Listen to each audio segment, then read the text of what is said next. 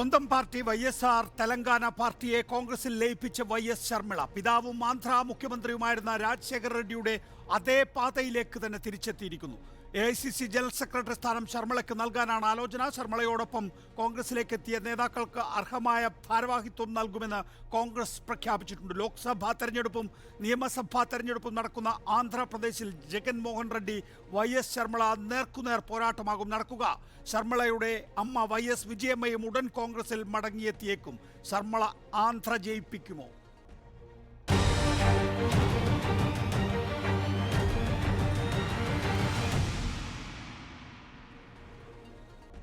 Advocate Sebastian Paul ഇടത് സഹയാത്രികൻ, JR Padmakumar BJP നേതാവ്, സണ്ണിക്കുട്ടി എബ്രഹാം രാഷ്ട്രീയ നിരീക്ഷകൻ, ശ്രീജിത്ത് ബാലകൃഷ്ണൻ മാധ്യമപ്രവർത്തകൻ ഹൈദരാബാദിൽ നിന്നും നമ്മോടൊപ്പം ചേരുന്നു. ആദ്യം ശ്രീജിത്ത് ബാലകൃഷ്ണൻ, ജഗൻമോഹൻ റെഡ്ഡി ആന്ധ്രാപ്രദേശിൽ ഭരണവിരുദ്ധ വികാരം നേരിടുന്നുണ്ട് എന്നും TDPയെ സംബന്ധിച്ചിടത്തോളം നല്ല സാധ്യത ഇപ്പോൾ ഉരുത്തിരിഞ്ഞു വരുന്നുണ്ട് എന്നുമുള്ള ഒരു രാഷ്ട്രീയ അവലോകനത്തിൻ്റെ സാഹചര്യത്തിലാണ് പെട്ടെന്ന് YS ശർമിള കോൺഗ്രസിൽ ചേരുന്നത്.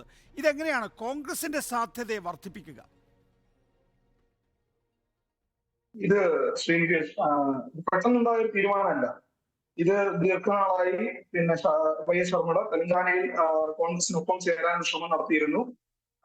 അവര് ഇലക്ഷനിൽ മത്സരിക്കാതെ മാറി നിന്നു. അവരുണ്ടാക്കിയ YSR കോൺഗ്രസ് തെലങ്കാന പാർട്ടി വളരെ ഏതാണ്ട് ഒരു 2000 കിലോമീറ്ററോളം പദയാത്ര അവർ നടത്തിയിരുന്നു. അവർ ആ തെരഞ്ഞെടുപ്പിൽ മത്സരിക്കാതെ കോൺഗ്രസിന് ഒരു മൗന സപ്പോർട്ട് പോലെ നൽകി കോൺഗ്രസിന്റെ വിജയത്തിൽ അത് നിർണായകമാവുകയും ചെയ്തു ഒരു പരിധിവരെ.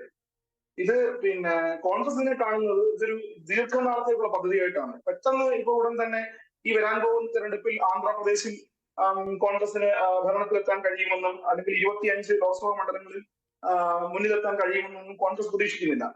തെലങ്കാനയിൽ പരീക്ഷിച്ച് വിജയിച്ച രേവന്ത് റെഡ്ഡിയെ കൊണ്ടുവന്ന് പരീക്ഷിച്ച് വിജയിച്ച ഒരു രാഷ്ട്രീയ രീതി, അതായത് രാഷ്ട്രീയ പ്രവർത്തന രീതി YS ശർമിളയെ ഉപയോഗിച്ചുകൊണ്ട് കൊണ്ടുവരാനായിരിക്കും കോൺഗ്രസ് ശ്രമിക്കുന്നത്. കാരണം ആന്ധ്രാപ്രദേശിൽ കോൺഗ്രസിനെ എടുത്തു കാണിക്കാൻ പറ്റുന്ന ഒരു മുഖങ്ങളില്ല. ആ മുഖമായി മാറാൻ മാറ്റിയെടുക്കാനാണ് കോൺഗ്രസ് നിലവിൽ 2% താഴെയാണ് കോൺഗ്രസിന്റെ വോട്ടിംഗ് ശതമാനം. കോൺഗ്രസിന് ലഭിച്ച വോട്ട് ശതമാനം എന്ന് പറയുന്നത് നിലവിൽ 2% താഴെയാണ്. പക്ഷെ തെലങ്കാനയിൽ അങ്ങനെ ആയിരുന്നില്ല. ഇപ്പോൾ കർണാടകത്തിൽ വിജയിച്ചപ്പോൾ തെലങ്കാനയിൽ അതിൻ്റെ അനുരണനങ്ങൾ ഉണ്ടായി, തെലങ്കാനയിൽ വിജയിച്ചു. പക്ഷേ ആ തെലങ്കാനയിലെ വിജയം ആന്ധ്രയിൽ ആവർത്തിക്കാൻ മാത്രമുള്ള ഒരു സംഘടനാ സംവിധാനം കോൺഗ്രസിനെ സംബന്ധിച്ചിടത്തോളം ആന്ധ്രാപ്രദേശിലില്ല.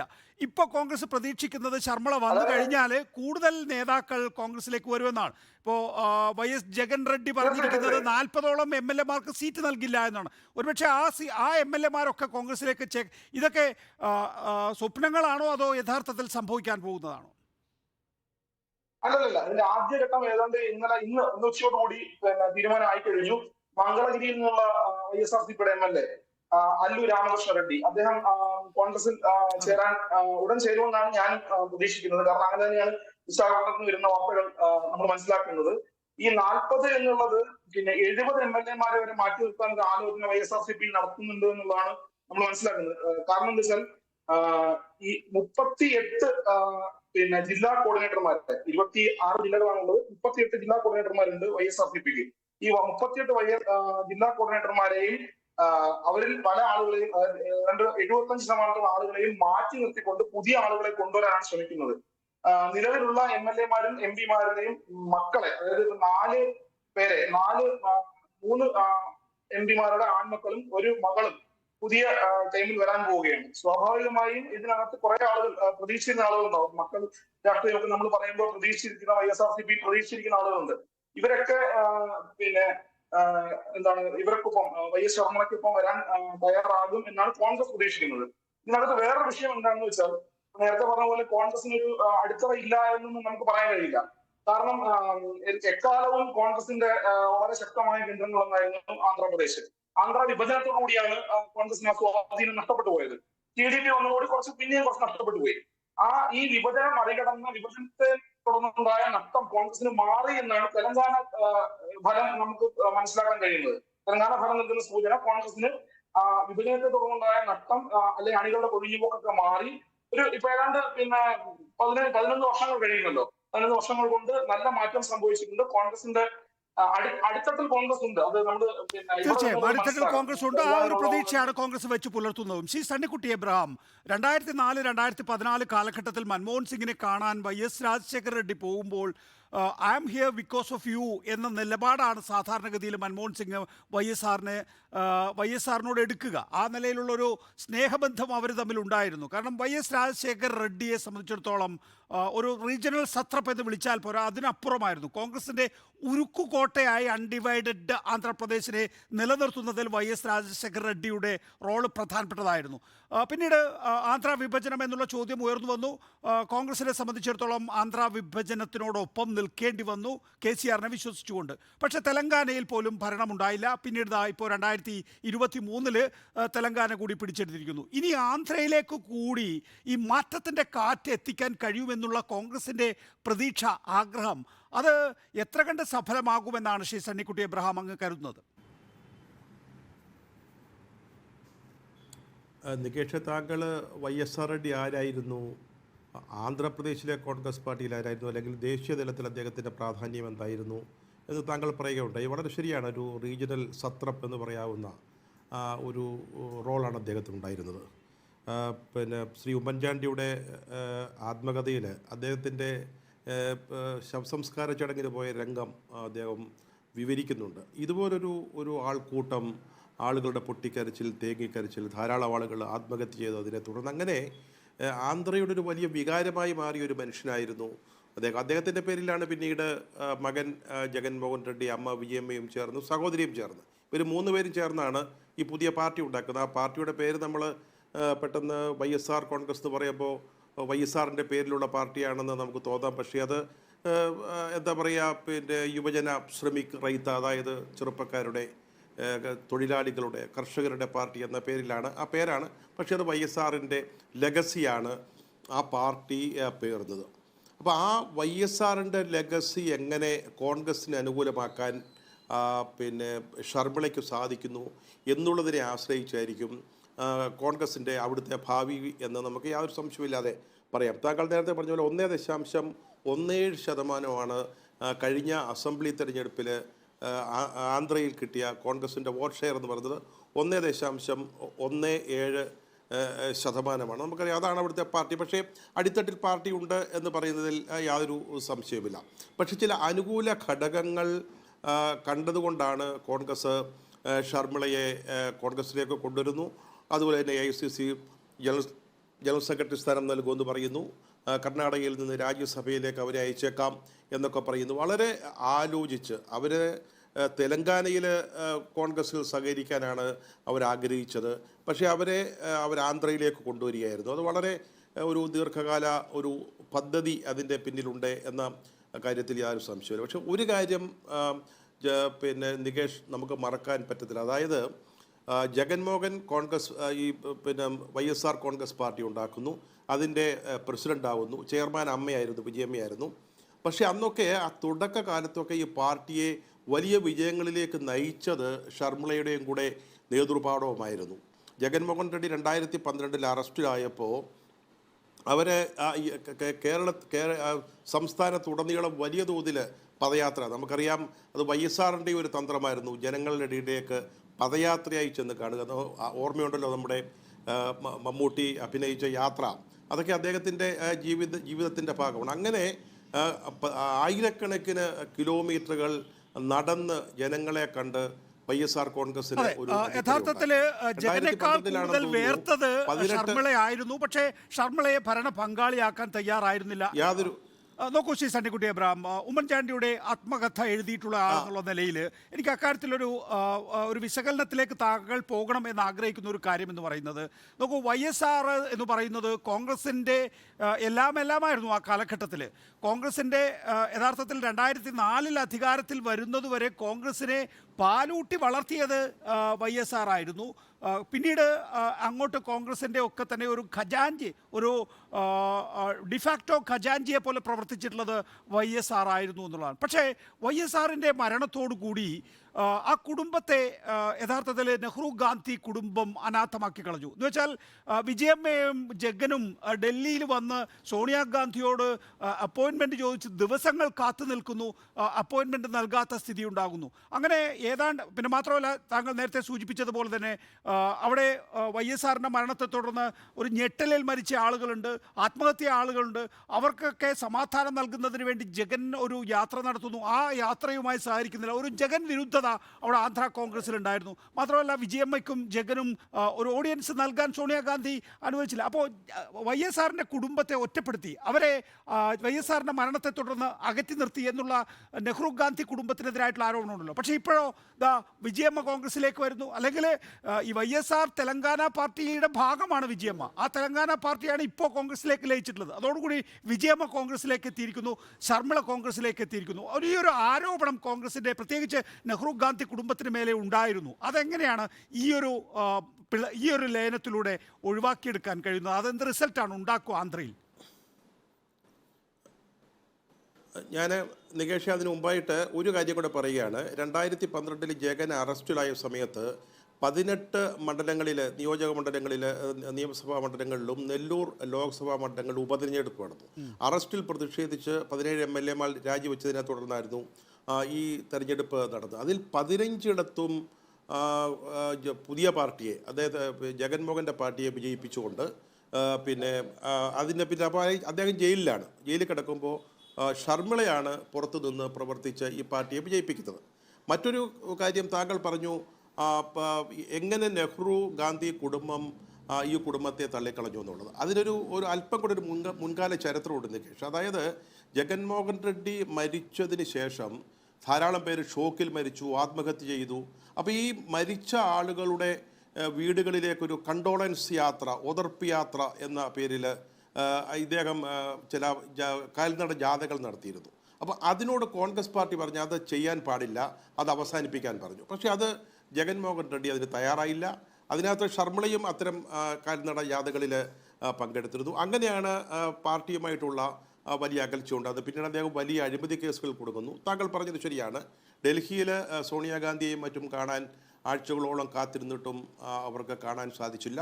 അതിനെ തുടർന്നാണ് അവർ പാർട്ടിക്ക് പുറത്തു വന്ന് വിജയമ്മ ചെയർമാനും ഇദ്ദേഹം പ്രസിഡൻറ്റുമായിട്ടുള്ള പാർട്ടി ഉണ്ടാകുന്നു. അവിടെ സംഭവിച്ചത് എന്താണെന്ന് ചോദിച്ചാൽ YSRൻ്റെ ആന്ധ്രയിലെ കോൺഗ്രസ് മുഴുവൻ, അതായത് കോൺഗ്രസ് മുഴുവൻ YSRൻ്റെ കൂടെ ആയിരുന്നു എന്ന് ആ പാർട്ടി വന്നു. അതിനുശേഷം നടന്ന തെരഞ്ഞെടുപ്പുകളിലൂടെ തെളിയിച്ചു. മുഴുവൻ കോൺഗ്രസ് പാർട്ടിയും ആട്ടപ്പടലം ജഗൻമോഹൻ്റെ YSR കോൺഗ്രസ് പാർട്ടിയിലേക്ക് ചേർന്നു. അതിനുശേഷം നടന്ന പാർലമെൻറ്റ് തെരഞ്ഞെടുപ്പിൽ 2 ആണ് കോൺഗ്രസിന് കിട്ടിയ പെർസെൻറ്റേജ്. അതിനുശേഷം 2019 അസംബ്ലി തെരഞ്ഞെടുപ്പിൽ 1.17. അതാണ് അവിടുത്തെ സ്ഥിതി. ഇപ്പോൾ താങ്കൾ പറഞ്ഞതുപോലെ വിജയമ്മ ഇക്കാര്യത്തിൽ എന്ത് നിലപാടെടുക്കും എന്ന കാര്യത്തിൽ ഒരു സംശയമുണ്ട്. ഞാൻ വായിച്ചു മനസ്സിലാക്കിയ ഒരു കാര്യം, YSRൻ്റെ സഹോദരൻ വിവേകാനന്ദ റെഡ്ഡിയുടെ മരണവുമായി ബന്ധപ്പെട്ട് ജഗൻമോഹൻ റെഡ്ഡി എടുത്ത ചില നിലപാടുകൾ അവിടെ വലിയൊരു വിവാദ വിഷയമായിരുന്നു. ജഗൻമോഹൻ്റെ ഒരു കസിൻ അവിനാഷ് റെഡ്ഡി അതിൽ അക്യൂസ്ഡ് ആയിരുന്നു, പ്രതിസ്ഥാനത്തുണ്ടായിരുന്നു. അയാൾക്ക് സീറ്റ് കൊടുത്തു, പിന്നെ പാർലമെൻറ്റിലേക്ക് ലോക്സഭാംഗമാക്കി. അതിനെതിരായിട്ടൊരു വലിയ പ്രതിഷേധമുണ്ട്. വിജയമ്മയൊക്കെ ആ കാര്യത്തിൽ ജഗൻമോഹനോട് ഒരു എതിരഭിപ്രായം പ്രകടിപ്പിച്ചിരുന്നു എന്ന് മനസ്സിലാക്കുന്നു. ഒരുപക്ഷേ വിജയമ്മയുടെ കോൺഗ്രസിലേക്ക് വരികയാണെങ്കിൽ ആന്ധ്രാപ്രദേശിലെ കോൺഗ്രസ് രാഷ്ട്രീയത്തിൽ അല്ലെങ്കിൽ രാഷ്ട്രീയത്തിൽ വലിയ മാറ്റങ്ങൾക്ക് അത് കാരണമുണ്ടാകും. ഇനി അതിന് സമയമുണ്ടോ എന്നുള്ളത് വളരെ പ്രധാനപ്പെട്ട ചോദ്യമാണ്. ശ്രീ സണ്ണിക്കുട്ടി എബ്രഹാം, 2024 തന്നെ ലോക്സഭാ തെരഞ്ഞെടുപ്പിനോടൊപ്പം തന്നെ നിയമസഭാ തെരഞ്ഞെടുപ്പും നടക്കേണ്ടി വരും എന്നുള്ളത് കൊണ്ട് അതിനുള്ള സമയം യഥാർത്ഥത്തിൽ വിജയമ്മയ്ക്കാണെങ്കിൽ പോലും ഉണ്ടോ? ഞാൻ അങ്ങയിലേക്ക് വരാം. ശ്രീ JR പത്മകുമാർ, ഒരു കാര്യം നമ്മൾ ഇതിൽ നിന്ന് പഠിക്കേണ്ടത് എന്താണ്? തെലങ്കാനയിൽ ഡിസ്റ്റന്റ് തേർഡായിരുന്നു കോൺഗ്രസ് പാർട്ടി. പക്ഷേ ഏതാനും മാസങ്ങൾ കൊണ്ട് തന്നെ കോൺഗ്രസ്സിന് തെലങ്കാനയിലൊരു പുനരുജ്ജീവനമുണ്ടായി എന്ന് മാത്രമല്ല, കേവല ഭൂരിപക്ഷം കടന്നുള്ള സീറ്റുകൾ നേടാൻ ഒരു റേവന്ത് റെഡ്ഡിയുടെ നേതൃത്വത്തിലുള്ള വളരെ ദുർബലമായ കോൺഗ്രസ്സിന് സാധിച്ചിരിക്കുന്നു എന്നുള്ളതാണ്. നമ്മൾ പശ്ചിമ ബംഗാളിൽ നിന്ന്, തമിഴ്നാടിൽ നിന്ന്, ബീഹാറിൽ നിന്ന്, ഉത്തർപ്രദേശിൽ നിന്നൊക്കെ കോൺഗ്രസ് നിഷ്പ്രഭമായി എങ്കിൽ തന്നെയും ഇവിടെ ഒന്നും തിരിച്ചു വരാൻ സാധിച്ചില്ല. പക്ഷേ ഈ രാഹുൽ ഗാന്ധിയുടെ കാലഘട്ടത്തിൽ അതിന് സാധ്യമാകുന്നു എന്നുള്ളതാണ് തെലങ്കാനയിൽ നിന്ന് നമുക്ക് കാണാൻ സാധിക്കുന്നത്. അതൊരുപക്ഷെ ആന്ധ്രയിലേക്ക് കൂടി വ്യാപിച്ചേക്കാം എന്നുള്ള തോന്നലാണുള്ളത്. ചിലപ്പോൾ മാസങ്ങൾ കൊണ്ട് സാധിക്കില്ലെങ്കിൽ പോലും ഒരു ലോങ്ങർ പ്ലാൻ കോൺഗ്രസിനെ സംബന്ധിച്ചിടത്തോളം ഉണ്ട്. ശ്രീ ജെ ആർ പത്മകുമാർ, ഇതാണ് BJP-യെ ആശങ്കയിലാഴ്ത്തേണ്ട ഒരു കാര്യം. BJP-യെ ആശങ്കകളാക്കേണ്ട പ്രശ്നമൊന്നും ഉദിക്കുന്നില്ല. BJP-യെ സംബന്ധിച്ചിടത്തോളം 2024 തെരഞ്ഞെടുപ്പ് ഫുൾ കോൺഫിഡൻസ് ആണ്.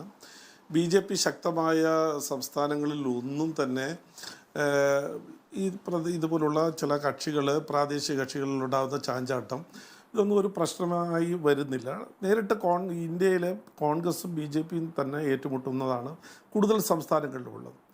ആന്ധ്രയെ സംബന്ധിച്ചിടത്തോളം നിങ്ങൾക്കറിയാമല്ലോ, ഇപ്പോൾ ഈ തെലങ്കാനയിൽ നടന്ന തിരഞ്ഞെടുപ്പിൽ നേരത്തെ പത്രപ്രവർത്തകൻ ആദ്യം സൂചിപ്പിച്ചതുപോലെ ഈ രാഷ്ട്രീയ കക്ഷി, ഇപ്പോൾ ശർമിളയുടെ രാഷ്ട്രീയ കക്ഷി അവിടെ നിഷ്പക്ഷമായൊരു നിലപാടെടുത്തിട്ട് ആ നിലപാട് കോൺഗ്രസിന് അനുകൂലമാക്കി മാറ്റിയതിനുള്ള ഒരു പാരിതോഷികം എന്നുള്ള നിലയിലാണ് അവർക്കിപ്പോൾ സ്ഥാനമാനങ്ങൾ കൊടുക്കുകയും അവരെ കൊണ്ടുവന്നൊരു പരീക്ഷണം നടത്തുകയും ചെയ്തു. അവിടെ നമ്മൾ മനസ്സിലാക്കുന്നത് കുറച്ചുകൂടി അല്ലല്ല, അവർ സ്ഥാനാർത്ഥി നിഷ്പക്ഷം അവർ മത്സരിക്കാതെ കോൺഗ്രസിന് അനുകൂലമായ ഒരു നിലപാടെടുത്തത് കൊണ്ട് അടിസ്ഥാനത്തിലാണ് കോൺഗ്രസിന് ഒരു ഹൈപ്പ് കിട്ടിയിട്ടുള്ളത് എന്നുള്ളത്. മാത്രമല്ല KCR-നെതിരായിട്ടുള്ള വലിയ രീതിയിലുള്ളൊരു വ്യാപകമായിട്ടുള്ള അഴിമതി ആരോപണങ്ങളും പ്രചരണങ്ങളും ശക്തമായി നിന്നൊരു സാഹചര്യം. പക്ഷേ ആന്ധ്രയുടെ ചരിത്രം പരിശോധിച്ച് നോക്കിയാൽ എക്കാലവും കോൺഗ്രസിൻ്റെ കൂടെ നിന്ന ഒരു സംസ്ഥാനത്ത് എപ്പോഴാണ് കോൺഗ്രസിന് അതിൻ്റെ അടിത്തറ തകർന്നത് എന്നുള്ള കാര്യം നിങ്ങൾ മനസ്സിലാക്കണം. ചെന്നറെഡ്ഡിയെ മാറ്റിയിട്ട് ചെന്നറെഡ്ഡി മുഖ്യമന്ത്രിയായിരുന്ന സമയത്ത് അഞ്ജയ്യെ മുഖ്യമന്ത്രിയാക്കിയൊരു സാഹചര്യമുണ്ട്. ആ അഞ്ജയ്യെ എങ്ങനെയാണ് കോൺഗ്രസ് വിട്ടുപോകേണ്ട സാഹചര്യം ഉണ്ടായത്? അന്ന് ഓൾ ഇന്ത്യ ജനറൽ സെക്രട്ടറി ആയിരുന്ന രാജീവ് ഗാന്ധി പരസ്യമായി അദ്ദേഹത്തെ അധിക്ഷേപിക്കുകയും നിറകണ്ണുകളോടെ രാജീവ് ഗാന്ധിയുടെ കാല് പിടിക്കുന്ന ഒരു ഫോട്ടോയൊക്കെ അന്ന് ഇന്ത്യയിൽ വന്നിട്ടുണ്ട്. അതിനെ തുടർന്നുണ്ടായ ഒരു രാഷ്ട്രീയ പ്രതിഷേധത്തിൽ NTR ആത്മഗൗരവ യാത്രയൊക്കെ നടത്തി വലിയ രീതിയിൽ ഈ കോൺഗ്രസിന് രാജീവ് ഗാന്ധിയുടെ ഈ ധാർഷ്ട്യത്തിനും കോൺഗ്രസിനും എതിരായിട്ടൊരു മുന്നേറ്റം ഉണ്ടാക്കി അവിടെ പിന്നെ അന്ന് വരെ സ്വാതന്ത്ര്യാനന്തരം കോൺഗ്രസിൻ്റെ ഭരണം അവിടെ നഷ്ടപ്പെടുന്നത്. അതിനുശേഷം ഇങ്ങോട്ട് വരുന്ന സമയത്ത് ഓരോ അധികാരത്തിൽ വന്ന പാർട്ടികളിൽ ഉണ്ടായിട്ടുള്ള ഇന്നർ പൊളിറ്റിക്സിൽ അത് കോൺഫ്ലിക്റ്റുകളാണ് പിന്നീട് മാറ്റമുണ്ടായി. ഇപ്പോൾ കോൺഗ്രസിന് ചെറിയൊരു ആശ്വാസമെങ്കിലും ആന്ധ്രയിൽ ഉണ്ടാക്കിയെടുക്കാൻ കഴിഞ്ഞത്. പക്ഷേ എനിക്ക് പൂർണ്ണമായും വിശ്വാസം തെലങ്കാനയിൽ ഉണ്ടാക്കിയെടുക്കാൻ കഴിഞ്ഞില്ല. ആന്ധ്രയിൽ ഒരു മാറ്റവും ഉണ്ടാക്കിയെടുക്കാൻ കഴിയില്ല എന്നുള്ളത് തന്നെയാണ് കഴിഞ്ഞ കാലങ്ങളുടെ രാഷ്ട്രീയ. ആയിക്കോട്ടെ, നമുക്ക് അതൊന്നും ഇപ്പോൾ വിലയിരുത്താൻ കഴിയില്ല. ഇപ്പൊ ജെ ആർ പത്മകുമാർ ചിലപ്പോൾ വിചാരിക്കും ആ നിലയിൽ അങ്ങനെ ഒരു പ്രതീക്ഷ യഥാർത്ഥത്തിൽ കോൺഗ്രസിന് വേണ്ട എന്ന്. കോൺഗ്രസ്സുകാരെ വിചാരിക്കും അങ്ങനെ ഒരു പ്രതീക്ഷയുമായി തന്നെ ഞങ്ങൾ മുന്നോട്ട് പോകും. അത് നമുക്ക് ഭാവി തീരുമാനിക്കാൻ കഴിയുന്ന കാര്യമാണ്. പക്ഷേ ശ്രീ ജെ ആർ പത്മകുമാർ, തെലങ്കാന ഇപ്പോൾ ഉദാഹരണത്തിന് ഞാൻ ആ പോയിന്റിലേക്ക് തിരികെ വരികയാണ്. തെലങ്കാന എന്ന് പറയുന്നത് കോൺഗ്രസ് ഡിസ്റ്റന്റ് തേർഡായിട്ടുള്ളതാണ്. 2019 അതിനു മുമ്പുള്ള 2019 ലോക്സഭാ തെരഞ്ഞെടുപ്പിൽ BJP-യേക്കാൾ വളരെ പിന്നിലാണ്. മാത്രമല്ല ഹൈദരാബാദ് മുനിസിപ്പൽ തെരഞ്ഞെടുപ്പിൽ കോൺഗ്രസിനെ ഏതാണ്ട് കെട്ടിവെച്ച കാശ് നഷ്ടപ്പെടുന്നു എന്നുള്ള നില. അപ്പോൾ 2023 സ്ഥിതി BJP-ക്ക് പിന്നിൽ ഇരിക്കുക എന്നുള്ളൊരവസ്ഥ മാത്രമായിരുന്നു. വേണമെങ്കിൽ BJP-ക്ക് അധികാരത്തിൽ വരാൻ കഴിയും എന്ന് 2021 ഗ്രേറ്റർ ഹൈദരാബാദ് മുനിസിപ്പൽ തെരഞ്ഞെടുപ്പ് തെളിയിക്കുകയും ചെയ്തിരുന്നു. അവിടെ BJP ഡിസ്റ്റന്റ് തേർഡാവുകയും കോൺഗ്രസ് നമ്പർ 1 ആവുകയും ചെയ്തു. അതാണ് എൻ്റെ പോയിന്റ്. അപ്പോൾ ഇത് ഇന്ത്യൻ രാഷ്ട്രീയത്തിൽ അങ്ങനെ എളുപ്പം നമ്മൾ കണ്ടതല്ല. ഇപ്പോൾ ഉദാഹരണത്തിന് ഇടതുപക്ഷം ആന്ധ്രാപ്രദേശിൽ 60 സീറ്റ് നേടിയിട്ടുള്ള കക്ഷിയായിരുന്നു. ഒരിക്കൽ അത് പിന്നോട്ട് പോയി, പിന്നെ തിരിച്ചു വന്നിട്ടില്ല. പഞ്ചാബിൽ 40ഓളം സീറ്റുകൾ ഉണ്ടായിരുന്നു ഇടതുപക്ഷത്തിന്, കമ്മ്യൂണിസ്റ്റ് പാർട്ടികൾക്ക്. പിന്നീട് നഷ്ടപ്പെട്ടു, തിരിച്ചു വന്നിട്ടില്ല.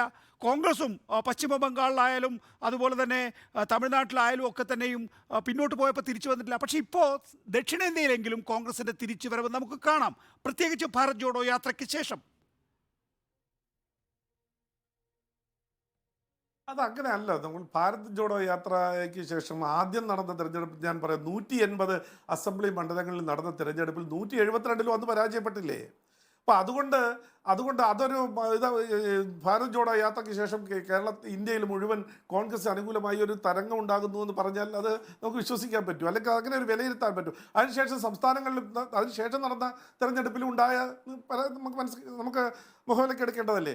ആന്ധ്രയെ സംബന്ധിച്ചിടത്തോളം കോൺഗ്രസിന് ഒരു അടിത്തറ ഉണ്ടായിരുന്ന സ്ഥലത്ത് ആന്ധ്രയുടെ വിഭജനത്തിന് ശേഷം തെലങ്കാനയിൽ ഒരു ഭരണകക്ഷിക്കെതിരായിട്ടുള്ള ഒരു ആരോപണവും വളരെ രീതിയിലുള്ള അഴിമതി ആരോപണവും സ്വജനപക്ഷപാതവും വന്ന സമയത്ത് ഒരു സെക്കൻഡ് പ്ലേസിൽ വരാൻ ഒരു തെരഞ്ഞെടുപ്പ് പ്രചരണ രംഗത്തും അല്ലാതെയും ഒരു സെക്കൻഡ് പ്രചരണ പ്ലേസിൽ ഉണ്ടായിരുന്നു, 1ാം സ്ഥാനത്ത് വന്നു എന്നുള്ളത് മാത്രമല്ല, അവിടെ പേരിനെങ്കിലും ഒരു ത്രികോണ മത്സരം വന്നൊരു സാഹചര്യമുണ്ട്. ഭാരതീയ ജനതാ പാർട്ടിയും ശക്തമായ ഒരു പ്രചരണ രംഗത്തുണ്ടായിരുന്ന സമയത്ത് ആ ഒരു എഡ്ജിൽ കോൺഗ്രസ് മുന്നോട്ട് വന്നു എന്നുള്ളത് കൊണ്ട് തെലുങ്ക് ദേശത്തിൽ ഉണ്ടായൊരു മാറ്റം, രാഷ്ട്രീയ മാറ്റം ആന്ധ്രയിൽ ഉണ്ടാകും എന്ന് നമുക്ക് വിലയിരുത്താൻ കഴിയില്ല.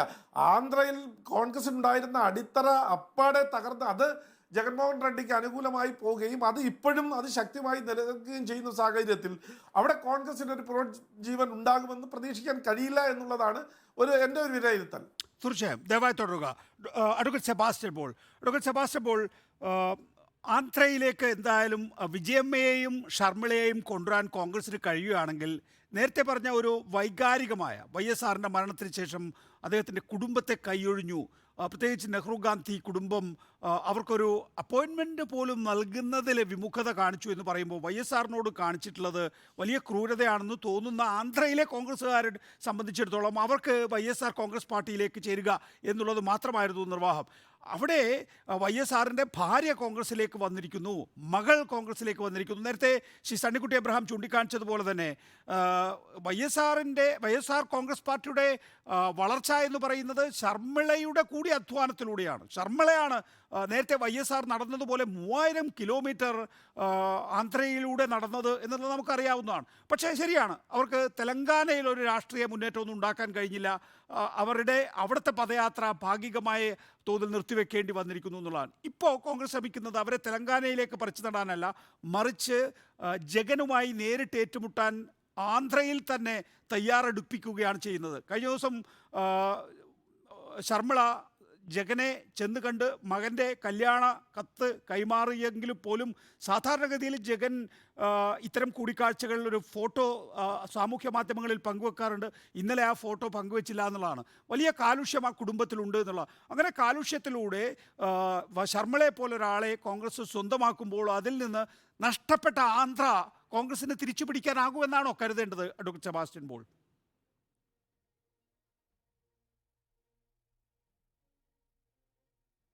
അല്ല, ആന്ധ്രാപ്രദേശിൻ്റെ രാഷ്ട്രീയം എന്ന് പറയുന്നത് ആ രാഷ്ട്രീയത്തിൻ്റെ ഗതിയും പരിണാമവും വളരെ കൗതുകകരമായ ഒന്ന് തന്നെയാണ്. ആന്ധ്ര എന്ന് പറഞ്ഞാൽ പണ്ട് കോൺഗ്രസിൻ്റെ നെടുങ്കോട്ടയായിരുന്നു. ഒരു കാരണവശാലും അവരുടെ കയ്യിൽ നിന്ന് നഷ്ടപ്പെട്ടു പോകാത്ത പ്രദേശമായിരുന്നു. പണ്ട് സഞ്ജീവ റെഡ്ഡിയുടെയും ബ്രഹ്മാനന്ദ റെഡ്ഡിയുടെയും നരസിംഹറാവുവിൻ്റെയും ഒക്കെ കാര്യങ്ങൾ നമുക്കറിയാം.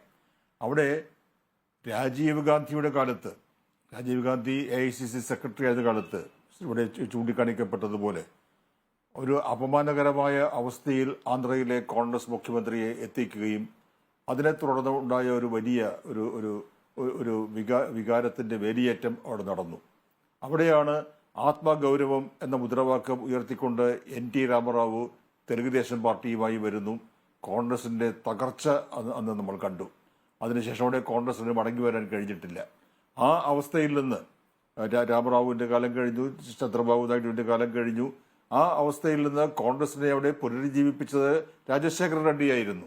അദ്ദേഹത്തിൻ്റെ പ്രസിദ്ധമായ യാത്രകളും ജനപ്രിയ നടപടികളും നന്നായി അധ്വാനിച്ച് കോൺഗ്രസിനെ അവിടെ പുനരുജ്ജീവിപ്പിച്ചു. ആ രാജശേഖര റെഡ്ഡിയോട് അദ്ദേഹത്തിൻ്റെ അപകട മരണത്തിന് ശേഷമുള്ള ആ അവസ്ഥയിൽ എപ്രകാരമാണ് സോണിയാഗാന്ധിയും രാഹുൽ ഗാന്ധിയും ഒക്കെ പെരുമാറിയത് എന്നും ഇവിടെ പറയുകയുണ്ടായി. അങ്ങനെയുള്ള ഒരു നിർണായകമായ ഒരു അവസ്ഥയിൽ ഇപ്പോൾ എത്തി നിൽക്കുമ്പോൾ അതേ രാജശേഖര റെഡ്ഡിയുടെ മകളെ കോൺഗ്രസിലേക്ക് കൊണ്ടുവന്ന് അവരിലൂടെ നഷ്ടപ്പെട്ടത് തിരിച്ചുപിടിക്കാൻ കോൺഗ്രസ് ശ്രമിക്കുമ്പോൾ ഒരു വൃത്തം പൂർത്തിയാവുകയാണ്. ചില കാര്യങ്ങളൊക്കെ അങ്ങനെയാണല്ലോ, എനിക്കൊരു ലോജിക്കലായിട്ടൊരു കൺക്ലൂഷനിലേക്ക് എത്തേണ്ടി വരും. ഇവിടെ അങ്ങനെയാണ് സംഭവിച്ചിരിക്കുന്നത്. ഇവിടെ കോൺഗ്രസിനെ സംബന്ധിച്ച് അവർക്ക് കിട്ടാവുന്ന ഏറ്റവും നല്ല ക്യാച്ച് അതാണ് ശർമിള. തെലങ്കാനയിൽ എപ്രകാരമാണോ ആ, ഒരു രേവന്ത് റെഡ്ഡിയെ മുൻനിർത്തി അവർക്ക് അധികാരത്തിലെത്താൻ കഴിഞ്ഞത്. അതിന് സമാനമായ ഒരു രാഷ്ട്രീയ പരീക്ഷണം തന്നെയാണ് ആന്ധ്രയിലും അവർ നടത്താൻ ശ്രമിക്കുന്നത്. അത് ഒരുപക്ഷെ വിജയം വരിച്ചുകൂടാ എന്നൊന്നുമില്ല. കാരണം തെരഞ്ഞെടുപ്പിന് ഇനി ഏതാനും മാസങ്ങൾ മാത്രമേ ഉള്ളൂ എന്ന് പറയുമ്പോഴും പൊടുന്നനെ ഉണ്ടാകുന്ന ചടുലമായ രാഷ്ട്രീയ നീക്കങ്ങൾ വലിയ തോതിലുള്ള രാഷ്ട്രീയ മാറ്റങ്ങൾക്ക് കാരണമായേക്കാം. അതുകൊണ്ട് എന്ത് സംഭവിക്കും എന്ന് പറയാൻ കഴിയില്ലെങ്കിലും കോൺഗ്രസ് ഇപ്പോൾ ചില ഒരു പശ്ചാത്താപത്തോടെ എന്ന് വാക്യം ഉപയോഗിക്കുകയാണ്. അതുണ്ടെങ്കിലും ഇല്ലെങ്കിലും ചില പരിഹാര ക്രിയകൾക്ക് തയ്യാറായിരിക്കുന്നു. അതിന്റെ ഭാഗമായി തന്നെയാണ് ശർമിളയെ അവിടെ കരുത്തനായ ഒരു രാഷ്ട്രീയ നേതാവിന്റെ സഹോദരിയെ തന്നെ അദ്ദേഹത്തിനെതിരെ രംഗത്തിറക്കി തങ്ങൾക്ക് നഷ്ടപ്പെട്ടത് വീണ്ടെടുക്കാൻ കഴിയുമോ എന്ന പരീക്ഷണം നടത്തുന്നത്. ആ പരീക്ഷണം എത്രമാത്രം വിജയിക്കും എന്ന് പറയുന്നതിനുള്ള സമയം ആയിട്ടില്ലെങ്കിൽ പോലും ആ പരീക്ഷണം വിജയിക്കുന്നതിനുള്ള സാധ്യതകൾ നമുക്ക് തള്ളിക്കളയാൻ കഴിയില്ല. തീർച്ചയായും ഉമ്മൻചാണ്ടിയെ പോലൊരു നേതാവിനെ ACC ജനറൽ സെക്രട്ടറി ആക്കി ആന്ധ്രയുടെ ചുമതല നൽകിയിട്ടും വലിയ മാറ്റങ്ങളൊന്നും ഉണ്ടാക്കാൻ കഴിഞ്ഞിട്ടില്ല എന്ന് നമ്മൾ കണ്ടതാണ്. പക്ഷേ ഇതൊരു പുതിയ തുടക്കമാണ്. ഞാൻ അങ്ങയിലേക്ക് വരാം. മാത്യു ആന്റണി, രാഷ്ട്രീയ നിരീക്ഷകൻ നമ്മോടൊപ്പം. ശ്രീ മാത്യു ആന്റണി, ഭാരത് ജോഡോ യാത്രയിലൂടെയാണ് തെലങ്കാനയിൽ കുറച്ചുകൂടി കോൺഗ്രസ് ശക്തിപ്പെടുത്തുന്നത്. രേവന്ത് റെഡ്ഡിയുടെ വലിയ റാലികളൊന്നും നമ്മൾ കാണാതിരുന്നില്ല അതിനു മുമ്പുള്ള. പക്ഷേ ഭാരത് ജോഡോ യാത്രയിലൂടെ കുറച്ചുകൂടി കോൺഗ്രസിനെ ഊർജ്ജസ്വലമാക്കാൻ കഴിഞ്ഞു എന്നുള്ളതൊന്ന്. രണ്ട്, പിന്നീട് കർണാടക നിയമസഭാ തെരഞ്ഞെടുപ്പ് കഴിഞ്ഞപ്പോഴേക്കും ജയിക്കാൻ കഴിയും, ഒരു കില്ലർ ഇൻസ്റ്റിങ്ക്റ്റ് തെലങ്കാന കോൺഗ്രസിൽ ഉണ്ടായി എന്നുള്ളതും നമ്മൾ കണ്ടിട്ടുള്ളതാണ്. എന്നാൽ പോലും BRS-നെ അട്ടിമറിക്കുമെന്നുള്ള പ്രതീക്ഷ കോൺഗ്രസിൻ്റെ നേതൃത്വത്തിന് പോലും ഉണ്ടായിരുന്നില്ല. രാഹുൽ ഗാന്ധി തന്നെ പറഞ്ഞത് ചിലപ്പോൾ അവിടെ ജയിക്കാൻ കഴിയുമോ അല്ലെങ്കിൽ നേരിട്ട് BRS-ൻ്റെ അടുത്തേക്ക് എത്തുന്ന രീതിയിൽ ഒരു ഏറ്റവും വലിയ ഒറ്റക്കക്ഷിയാകാനോ കഴിയുമെന്നുള്ളതൊക്കെ ആയിരുന്നു. പക്ഷേ അതല്ല, കേവല ഭൂരിപക്ഷം കൊണ്ട് തെളിയിച്ചു. ഇനി ആന്ധ്രയാണ്. ആന്ധ്രയിൽ ഇപ്പോൾ കോൺഗ്രസ് ഉറങ്ങിക്കിടക്കുന്നുണ്ടോ? ശർമിളയ്ക്ക് തട്ടി ഉണർത്താൻ കഴിയുമോ? ഒന്നാമതായി ഞാൻ പറയട്ടെ, ഞാൻ രാഷ്ട്രീയ നിരീക്ഷണത്തിൽ ഞാൻ കോൺഗ്രസ് പാർട്ടിയുടെ ദേശീയ വക്താവാണ്. എന്നെ വിളിച്ചുകൊണ്ട് ഞാൻ വന്നത്. അപ്പോ ഇതിൻ്റെ അത് പറയാനുള്ളത്, നമ്മൾ പ്രവർത്തിച്ച് കണ്ടതാണ് കർണാടകയിലും തെലങ്കാനയിലും എന്താ സംഭവിച്ചെന്നുള്ളത്. തെലങ്കാനയിൽ ഞങ്ങൾ പാർട്ടി ശക്തമായിട്ടുള്ളൊരു തേരോട്ടം നടത്തും എന്ന് പറഞ്ഞപ്പോഴും ഒട്ടുമിക്ക മാധ്യമ സ്ഥാപനങ്ങളും ഒട്ടുമിക്ക ഇലക്ഷൻ നിരീക്ഷകരും അല്ലെങ്കിൽ രാഷ്ട്രീയ നിരീക്ഷകരും എല്ലാം അതിനെ തള്ളി പറയുകയാണ് ചെയ്തത്. നിങ്ങൾ ജയിക്കുമായിരിക്കും, നിങ്ങൾക്ക് കുറച്ച് സീറ്റ് നേടുമായിരിക്കും, എങ്കിലും BRS ജയിക്കുന്നുള്ളത്. ആന്ധ്രയിൽ ഇത് ശക്തമായൊരു കൂട്ടുകെട്ടാണ് ഇപ്പോൾ വന്നേക്കുന്നത്. ശക്തമായൊരു തീരുമാനമാണ് ഇപ്പോൾ വന്നേക്കുന്നത്. YSR റെഡ്ഡിയുടെ കുടുംബം എന്നും ഞങ്ങളോടൊപ്പമായിരുന്നു. ജഗനോട് ചേരാൻ സാധിച്ചില്ല, പക്ഷെ ശർമിളയോട് ചേർന്നു. അത് ശക്തമായിട്ട് ഒരു വേരോട്ടം നടത്താൻ തന്നെ നമുക്ക് അവിടെ സഹായിക്കും. ആന്ധ്രയിലെ പാർട്ടിക്ക് ഒരു പുതിയ ജീവൻ തന്നെ അത് നൽകും. വരുന്ന പാർലമെന്റ് തെരഞ്ഞെടുപ്പിൽ നല്ലൊരു പ്രകടനം കാഴ്ചവെക്കാൻ സാധിക്കും. അവിടെയാണ് പ്രധാനപ്പെട്ട പ്രശ്നം. ഒരു അവിഭക്ത ആന്ധ്രാപ്രദേശിനെ പിളർത്തി തെലങ്കാന ഉണ്ടാക്കി എന്ന് മാത്രമല്ല ആന്ധ്രയിലെ ജനങ്ങളുടെ വികാരം. അവിടെ അങ്ങനെ ഒരു പിളർത്തി രണ്ട് സംസ്ഥാനങ്ങൾ ഉണ്ടാക്കുന്ന ഘട്ടത്തിൽ തെലങ്കാനയ്ക്ക് അനുകൂലമായിട്ടുള്ള നിലപാടെടുത്തു. ആന്ധ്രയ്ക്ക് വലിയ നഷ്ടം സംഭവിച്ചു. അതുകൊണ്ടാണ് ആന്ധ്ര പാർട്ടിയായ TDP-യുമായി കോൺഗ്രസ് കഴിഞ്ഞ നിയമസഭാ തെരഞ്ഞെടുപ്പിൽ ചേർന്നപ്പോൾ അത് BRS-ന് ഉപയോഗിക്കാൻ കഴിഞ്ഞിട്ടുള്ളത്. കഴിഞ്ഞ തവണ TDP കോൺഗ്രസ് സഖ്യത്തെ തെലങ്കാനയിൽ പരാജയപ്പെടുത്താനുള്ള മുഖ്യ ഘടകമായി അവിടെ മാറിയത്. അപ്പോൾ ഒരു കോൺഗ്രസ് വിരുദ്ധ വികാരം യഥാർത്ഥത്തിൽ ഇപ്പോഴത്തെ ആന്ധ്ര സംസ്ഥാനത്തിന് ഉണ്ടാകുന്നത് സ്വാഭാവികമായിരിക്കില്ലേ? കോൺഗ്രസ് വിരുദ്ധ വികാരത്തിന് ഉള്ളൊരു മറുപടി എന്നോണം തന്നെ നമ്മൾ അന്നും ഇന്നും തുടർച്ചയായിട്ട് മുന്നോട്ട് വെച്ചേക്കുന്ന ഒരു ആവശ്യം ആന്ധ്രയ്ക്കുള്ള സ്പെഷ്യൽ പാക്കേജ് ഉടനടി നടപ്പിലാക്കുക എന്നുള്ളതാണ്. കാരണം ഈ അവിഭക്ത ആന്ധ്ര ഉണ്ടായിരുന്നപ്പോഴത്തേക്കും അത് രണ്ട് സംസ്ഥാനങ്ങളായപ്പോഴും ഈ ആന്ധ്രയ്ക്കുള്ള ഒരു പ്രത്യേക പാക്കേജ് നടപ്പാക്കുന്നത് നിർത്തിവെച്ചായിരുന്നു. ആ ആന്ധ്രയ്ക്കുള്ള പ്രത്യേക പാക്കേജ് നടപ്പാക്കണം എന്നുള്ള ആവശ്യമാണ് നമ്മളിപ്പം കോൺഗ്രസ് പാർട്ടി മുന്നോട്ട് വെച്ചേക്കുന്നത്. അത് ജനങ്ങളിൽ പ്രതീക്ഷ ാക്കിയിട്ടുണ്ട്. ആ ജനങ്ങളിൽ നമ്മളോടുണ്ടായിരുന്ന ഒരു വികാരം മാറുമെന്നുള്ള ഉറച്ച പ്രതീക്ഷ തന്നെയാണ് കോൺഗ്രസ് പാർട്ടി. നോക്കൂ, പക്ഷെ അങ്ങനെ ഒരു സ്പെഷ്യൽ പാക്കേജ് അധികാരത്തിൽ നിന്ന് പോകുന്നതിന് മുമ്പ് UPA 2 സർക്കാരിന് പൂർത്തീകരിക്കാൻ കഴിഞ്ഞില്ല. ഒന്ന്. രണ്ട്, തെലങ്കാനയിൽ ശരിയാണ് 2 തവണ TRS-നെ ജയിപ്പിക്കാൻ കഴിഞ്ഞു എങ്കിൽ തന്നെയും അവിടെ സോണിയാഗാന്ധി അമ്മ എന്നുള്ള വികാരം ഉണ്ടായിരുന്നു. യഥാർത്ഥത്തിൽ ഒരു പിതാവായിട്ട് വേണമെങ്കിൽ ചന്ദ്രശേഖർ റാവുവിനെ ആ നാട്ടുകാർ കാണുന്നുണ്ടെങ്കിൽ യഥാർത്ഥത്തിൽ അമ്മ എന്ന് പറയുന്നത് സോണിയാഗാന്ധി ആയിരുന്നു. അവസാനം ഇമോഷണൽ ആയിട്ടുള്ള സോണിയാഗാന്ധിയുടെ സ്റ്റേറ്റ്മെന്റ് ഒക്കെ നമ്മുടെ മുന്നിലുണ്ടല്ലോ. അതായിരിക്കാം റിസൾട്ടിലേക്ക് കലാശിച്ചിട്ടുണ്ടാവുക. പക്ഷേ ഇവിടെ ആന്ധ്രയിലെ കില്ലറാണ്, ആന്ധ്രാപ്രദേശിന്റെ കില്ലറാണ് കോൺഗ്രസ്. ഞാൻ ആന്ധ്രാപ്രദേശിലെ ഭാരത് ജോഡോ യാത്രയുടെ ചുമതലക്കാരനായിരുന്നു.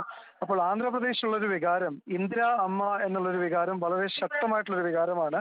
ആ വികാരം കോൺഗ്രസിന്, അതേപോലെ തന്നെയാണ് സോണിയാഗാന്ധിയോടുള്ളൊരു വികാരവും, അത് ശക്തമായിട്ട് തന്നെ നമുക്ക് ഉപയോഗിക്കാൻ സാധിക്കും എന്നുള്ളതാണ് വരും തെരഞ്ഞെടുപ്പിൽ നമ്മുടെ പ്രതീക്ഷ. ആന്ധ്രാപ്രദേശിലെ ശർമിള യഥാർത്ഥത്തിൽ ആന്ധ്രാപ്രദേശിൽ പ്രവർത്തിച്ചു കൊള്ളാം ജഗനെതിരെ എന്നുള്ള ഒരു ഉറപ്പ് കോൺഗ്രസ് പാർട്ടിക്ക് ലഭിച്ചിട്ടുണ്ടോ? നമ്മളിപ്പോൾ ഒരാൾ മറ്റൊരാൾക്കെതിരെ പ്രവർത്തിച്ചു കൊള്ളാം എന്നുള്ളതല്ല. നമ്മുടെ പാർട്ടിയോട് ചേർന്ന് പ്രവർത്തിക്കാൻ അവർക്ക് താല്പര്യമുണ്ടായിരുന്നു, അവർ വരാൻ താല്പര്യപ്പെട്ടു, പാർട്ടിക്കും താല്പര്യമുണ്ടായിരുന്നു. അപ്പോൾ അവർ നമ്മളോട് കൂടെ കൂട്ടി. ഇനി ജനമാണ് തീരുമാനിക്കേണ്ടത്. മാത്യു ആന്റണി, അത് അവരെ സംബന്ധിച്ചിടത്തോളം അവർക്ക് ആന്ധ്രയിൽ പ്രവർത്തിക്കാൻ കഴിയില്ല. അതുകൊണ്ടാണ് അവര് തെലങ്കാന YSR കോൺഗ്രസ് ഉണ്ടാക്കിയിട്ടുള്ളത്. പക്ഷേ അവർ തെലങ്കാനയിൽ മത്സരിക്കുകയോ അല്ലെങ്കിൽ പ്രവർത്തിക്കുകയോ ചെയ്താൽ അത് നെഗറ്റീവ് ആവുമെന്ന് രേവന്ത് റെഡ്ഡി ഹൈക്കമാൻഡിനോട് അറിയിക്കുന്നു. അതുകൊണ്ട് തന്നെ അവരുടെ എൻട്രി സ്റ്റോൾ ചെയ്യുന്നു. ഇപ്പോൾ അവർ തെലങ്കാനയിലേക്ക് വന്നാൽ വീണ്ടും അടുത്ത ലോക്സഭാ തെരഞ്ഞെടുപ്പിൽ പ്രശ്നം ഉണ്ടാവും. അതുകൊണ്ട് അവർ ആന്ധ്രയിൽ മാത്രമേ പ്രവർത്തിക്കാൻ പാടുള്ളൂ. പക്ഷേ അവരെ സംബന്ധിച്ചിടത്തോളം ഈ സൗത്ത് ഇന്ത്യൻ സംസ്ഥാനങ്ങളിലൂടെയൊക്കെ ചുമതല ലഭിക്കുന്ന രീതിയിൽ ACC ജനറൽ സെക്രട്ടറി പദമാണ് അവർ ആഗ്രഹിക്കുന്നത്. അപ്പോൾ രണ്ട് സംസ്ഥാനങ്ങൾ അവർക്ക് റോൾ വേണം എന്നുള്ളതാണ് അവരുടെ ആഗ്രഹം. അത് അവരുടെ ആഗ്രഹവും അത് നിങ്ങളുടെ അനുമാനങ്ങളും അല്ലേ. പാർട്ടി തീരുമാനിക്കട്ടെ, പാർട്ടി തീരുമാനിക്കുമ്പോൾ അപ്പോൾ നിങ്ങളെ അറിയിക്കും. ഇനിയിപ്പോൾ നിയമസഭാ തെരഞ്ഞെടുപ്പിനും ലോക്സഭാ തെരഞ്ഞെടുപ്പിനും ഏതാനും മാസങ്ങൾ മാത്രമേ ഉള്ളൂ. എന്ത് അത്ഭുതമാണ് അവിടെ ഉണ്ടാക്കുമെന്ന് കോൺഗ്രസ് പ്രതീക്ഷിക്കുന്നത്? അത്ഭുതങ്ങൾ അല്ല, അവിടെ ജനങ്ങളുടെ ഇടയിലുള്ള ഒരു സ്വാധീനം വർദ്ധിക്കും, അത് ഇലക്ഷനിൽ പ്രതിഫലിക്കും എന്നുള്ള ഒരു ഉറച്ച വിശ്വാസമാണ് കോൺഗ്രസിനുള്ളത്. നിലവിൽ ജഗനെതിരായിട്ടുള്ള ഭരണവിരുദ്ധ വികാരം ഉണ്ട് എന്ന് നമ്മൾ കണ്ടതാണ്. പക്ഷേ അത് TDPക്ക് ഒരുപക്ഷെ ഇപ്പോൾ YSR ശർമിള വരുന്നത് കൊണ്ട് TDPക്കാണോ അത് ഗുണം ചെയ്യുക? TDPയെ BJPയുടെ പിന്തുണയോടുകൂടെ അധികാരത്തിലെത്തിക്കാനാണോ ശർമിള ഇപ്പോൾ വരുന്നത്? ഒട്ടുമല്ല. നമുക്ക് കോൺഗ്രസിന് തന്നെ അത് വ്യക്തമായിട്ടുള്ളൊരു മുൻതൂക്കം ഉണ്ടാക്കും എന്നുള്ളൊരു ശുഭപ്രതീക്ഷയിലാണ്. അല്ലെങ്കിൽ നമുക്കൊരു ഉറച്ച ആത്മവിശ്വാസമുണ്ട്. ഗ്രൗണ്ട് റിപ്പോർട്ട്സും നമുക്ക് പല സ്ഥലങ്ങളിൽ നിന്ന് കിട്ടുന്ന ഒരു റിപ്പോർട്ടുകളും അതിനനുകൂലമായിട്ടുള്ളൊരു ഒരു സാഹചര്യമാണ് അവിടെ കാണുന്നത്. ഇപ്പം നോക്കൂ, ജഗൻ വേഴ്സസ് ചന്ദ്രബാബു നായിഡു എന്നുള്ള നിലയിൽ രാഷ്ട്രീയം കൃത്യമായി വിഭജിക്കപ്പെട്ട് നിൽക്കുകയാണ്. അവിടെ ശർമിള വന്നാൽ YSRൻ്റെ കുറച്ച് വോട്ട് ഷെയർ ഇപ്പോൾ 40 സീറ്റുകളിൽ ആൻറ്റി ഇൻകംബൻസി ഉണ്ട് എന്നും ഈ 40 MLAമാരെ മാറ്റുമെന്നുമാണ് ജഗൻ പറഞ്ഞിരിക്കുന്നത്. അത് ചിലപ്പോൾ കൂടുകയോ കുറയുകയോ ചെയ്യാം പുതിയ സാഹചര്യത്തിൽ. അങ്ങനെ മാറ്റുന്ന MLAമാർ കോൺഗ്രസ് പക്ഷത്തേക്ക് നീങ്ങിയാൽ വോട്ട് സ്പ്ലിറ്റാണ് ഉണ്ടാവുക. ജഗൻ്റെ വോട്ടുകളാണ് സ്പ്ലിറ്റ് ചെയ്യുക, മറുപക്ഷത്ത് TDPയുടെ വോട്ട് സ്പ്ലിറ്റ് ചെയ്യില്ല. അപ്പോൾ TDP BJPയുടെ പിന്തുണയോടുകൂടി അധികാരത്തിൽ വരുന്നൊരു സാഹചര്യമല്ലേ അത് സൃഷ്ടിക്കുക? അത് നിങ്ങളുടെ ഒരു കണക്കൂട്ടലാണ്. ഞങ്ങളുടെ കണക്കൂട്ടലിൽ ജഗനെതിരായിട്ടുള്ളൊരു ഭരണപക്ഷത്തിനെതിരായിട്ടുള്ള വികാരം വളരെ വളരെ അധികമാണ്. അത് കോൺഗ്രസ് പാർട്ടിക്ക് മുതൽക്കൂട്ടാവും എന്നുള്ളൊരു വിശ്വാസമാണ് ഞങ്ങൾക്കുള്ളത്. TDPക്കും BJPക്കും അനുകൂലമാവുന്നുള്ള ഒരു വിധത്തിലൊരു ഒരു തോന്നലും നമുക്കില്ല. നമുക്കത് ഈ ഒരു പ്രത്യേകിച്ച് ഈ രാഷ്ട്രീയ കൂട്ടുകെട്ടും ഈ ശർമിളയുടെ രാഷ്ട്രീയ വരവും കോൺഗ്രസ് പാർട്ടിയുടെ ഭാരത് ജോഡോ യാത്രയുടെയും തെലങ്കാനയിലെ ഫലത്തിന്റെ പ്രതിഫലനവും ആന്ധ്രയിൽ നമുക്ക് ശക്തമായൊരു മുതൽക്കൂട്ടാകുമെന്നുള്ള ഒരു പ്രതീക്ഷയാണ് നമുക്കുള്ളത്. മാത്യു ആന്റണി, ശ്രീജിത്ത് ബാലകൃഷ്ണൻ, നോക്കൂ, അത് കോൺഗ്രസിനെ സംബന്ധിച്ചിടത്തോളം എത്ര വേഗത്തിൽ ഈ മാറ്റങ്ങൾ ഉണ്ടാക്കാൻ കഴിയും എന്നതിനെ ആശ്രയിച്ചാണ് ഇരിക്കുന്നത്. ശ്രീജിത്ത്, താങ്കളുടെ വിശ്വാസം എന്താണ്? ആ നിലയിൽ മാറ്റങ്ങൾ ഉണ്ടാക്കാൻ കഴിയുന്ന വിധത്തിൽ കോൺഗ്രസ് ഇപ്പോഴൊരു ഉറങ്ങിക്കിടക്കുന്ന സിംഹമാണോ? ജനങ്ങൾ കോൺഗ്രസിന് വോട്ട് ചെയ്യാൻ തയ്യാറാണ്. അത് നമ്മൾ തെലങ്കാനയിൽ കണ്ടതാണ്. ജനങ്ങൾ കോൺഗ്രസിന് വോട്ട് ചെയ്യാൻ തയ്യാറാണ്. പക്ഷേ സംഘടനാ സംവിധാനം വേണം, ജയിക്കുമെന്ന് ഉറപ്പ് വേണം. ഉടനെ തെലങ്കാന വിധിയെഴുതി കോൺഗ്രസിന് അനുകൂലമായി. സമാനമായ സാഹചര്യം ഉണ്ടോ ആന്ധ്രയിൽ? ആന്ധ്രയിൽ സമാനമായ സാഹചര്യം ഉണ്ടെന്നൊന്നും എനിക്ക് തോന്നുന്നില്ല. പക്ഷേ എന്നിരുന്നാലും കോൺഗ്രസിന് അത് ചെയ്യാൻ കഴിയുന്ന രൂപത്തിലേക്കാണ് ശർമിളയുടെ വരവ്. കാരണം ഞാൻ നേരത്തെ ആദ്യം തന്നെ പറഞ്ഞൊരു കാര്യം വെച്ചാൽ ഇതൊരു ഉടൻ തന്നെ 2024 പാർലമെന്റ് തെരഞ്ഞെടുപ്പിലും അസംബ്ലി തെരഞ്ഞെടുപ്പിലും ഫലമുണ്ടാക്കാൻ കഴിയുമെന്നുള്ള പ്രതീക്ഷയിലല്ല കോൺഗ്രസ് ഇത് തുടങ്ങി വെച്ചിട്ടുള്ളതെന്നാണ് ഞാൻ മനസ്സിലാക്കുന്നത്. ഇത് ദീർഘനാളത്തേക്കുള്ള പദ്ധതിയാണ്. ശർമിളയെ കൊണ്ടുവന്ന് കോൺഗ്രസിനെ പുനരുജ്ജീവിപ്പിച്ച്, നമ്മൾ നേരത്തെ ഈ ചർച്ചയിൽ ഉടനീളം എല്ലാവരും പറഞ്ഞതുപോലെ രേവന്ത് റെഡ്ഡിയെ കൊണ്ടുവന്ന് തെലങ്കാനയിൽ കോൺഗ്രസിന് ഒരു ഊർജം കൊടുത്ത പോലെ ഒരു മുഖമായിരുന്നു കോൺഗ്രസിന് വേണ്ടത്. ആ മുഖം ശർമ്മയിലൂടെ എന്തായാലും കോൺഗ്രസിന് കിട്ടുമെന്നുള്ള കാര്യത്തിൽ തർക്കമൊന്നുമില്ല. കാരണം ഇതുവരെയുള്ള ആളുകളെല്ലാവരും കോൺഗ്രസിനൊരു ദേശീയ തലത്തിൽ ആന്ധ്രയിൽ നിന്ന് ഇപ്പോൾ എടുത്തു കാണിക്കാൻ ആരുമില്ല. ഷിജിത്ത്, അങ്ങനെ ഒരു തെരഞ്ഞെടുപ്പിൽ നമ്മൾ സംസ്ഥാനങ്ങൾക്കാണ് സാധാരണഗതിയിൽ ഷിജിത്ത് പോലും വാക്കുകൾ ഏറ്റുപറയാൻ ഷിജിത്ത് ഒരു കാര്യം കേൾക്കൂ. അതായത് സാധാരണഗതിയിൽ ഒരു തെരഞ്ഞെടുപ്പിൽ ഒരു ഡിസ്മൽ പെർഫോമൻസ് ആണ് ഉണ്ടാകുന്നത് എങ്കിൽ ആളുകൾ പെട്ടെന്നൊരു വിലയിരുത്തും, ഒരു പെർസെപ്ഷൻ രൂപപ്പെടും, ഇവരെ കൊണ്ടൊന്നും ഒന്നും കഴിയില്ല എന്നുള്ളൊരു പെർസെപ്ഷൻ രൂപപ്പെടുത്തും. യഥാർത്ഥത്തിൽ ഇപ്പോൾ ശർമ്മിള അവസാന നിമിഷം കോൺഗ്രസിൽ ചേർന്ന് അവിടെ നിയമസഭാ തെരഞ്ഞെടുപ്പിലും ലോക്സഭാ തെരഞ്ഞെടുപ്പിലും കോൺഗ്രസ് ഒറ്റയ്ക്ക് മത്സരിച്ച് ഉണ്ടാക്കാൻ പോകുന്ന ഒരു പ്രതീതി അതായിരിക്കില്ലേ? അവർക്ക് വളരെ നാടകീയമായ മാറ്റങ്ങൾ ഉണ്ടാക്കാൻ കഴിയില്ലെങ്കിൽ മാറ്റങ്ങൾ ഉണ്ടാവും, അത് സ്വാഭാവികമാണ്. കാരണം ഇപ്പോൾ തന്നെ അവർ പറഞ്ഞു തുടങ്ങിയിട്ടുണ്ട്. അതായത് അവർ വീണ്ടും അച്ഛൻ നടത്തിയ പോലെ തന്നെ യാത്രകളിലേക്ക് പോവുകയാണ്, കർഷകരിലേക്ക് ഇറങ്ങുകയാണ്, ഗ്രാമങ്ങളിലേക്ക് ഇറങ്ങുകയാണ് എന്നാണ് ഓൾറെഡി പറഞ്ഞു കഴിഞ്ഞു. അവർക്ക് യാത്ര ഒരു പുതിയ കാര്യമല്ല. അവര് ദീർഘദൂര യാത്രകൾ, ജനങ്ങളിലേക്ക് ഇറങ്ങിയുള്ള യാത്രകളൊക്കെ നടത്താൻ അവർ തയ്യാറാണ്. ഞാൻ മനസ്സിലാക്കുന്ന അവർ ഇനിയും അതിലേക്ക് ഇറങ്ങാൻ പോകുന്നതാണ്. അവർ പറഞ്ഞ രണ്ട് കാര്യങ്ങളുണ്ട്. ഒന്ന്, ആന്ധ്രയിലെ കർഷകർ നേരിടുന്ന പ്രശ്നം. രണ്ട്, വരൾച്ച ദുരിതാശ്വാസ പദ്ധതികൾ പ്രഖ്യാപിച്ചെങ്കിലും അത് കർഷകരിലേക്ക് എത്തിയിട്ടില്ല എന്ന് പറയുന്ന ഒരു പ്രശ്നം.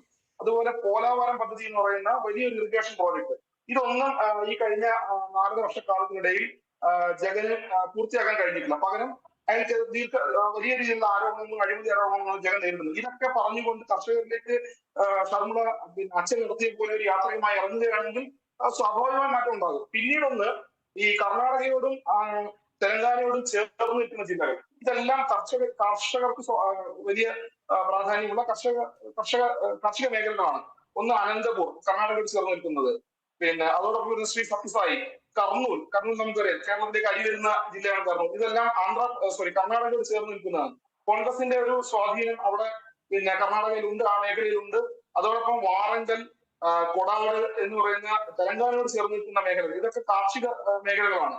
ഇവിടെ എല്ലാം ഒരു പക്ഷേ ശർമ്മിള പഴയ പോലെ അച്ഛൻ നടത്തിയ യാത്രകൾ പോലെ ഇറങ്ങുകയാണെങ്കിൽ കോൺഗ്രസിന് മാറ്റം ഉണ്ടാകും. ഞാൻ നേരത്തെ പറഞ്ഞ പോലെ കോൺഗ്രസിന് മാറ്റം ഉണ്ടാകുമെന്നുള്ള പ്രതീക്ഷയാണ് ശ്രീ ഷിജിത്തെ താങ്കൾക്കുള്ളത്.